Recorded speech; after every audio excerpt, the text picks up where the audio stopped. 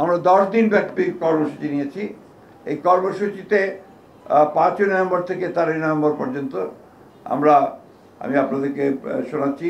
7ই November মহান জাতীয় বিপ্লব ও সংহতি দিবস উপলক্ষে ওই দিন সকাল 6টায় নয়াপল্টনের বিএনপি কেন্দ্রীয় কার্যালয়ে সহ সারা দেশে দলীয় কার্যালয়গুলোতে দলীয় পতাকা উত্তোলন করা হবে।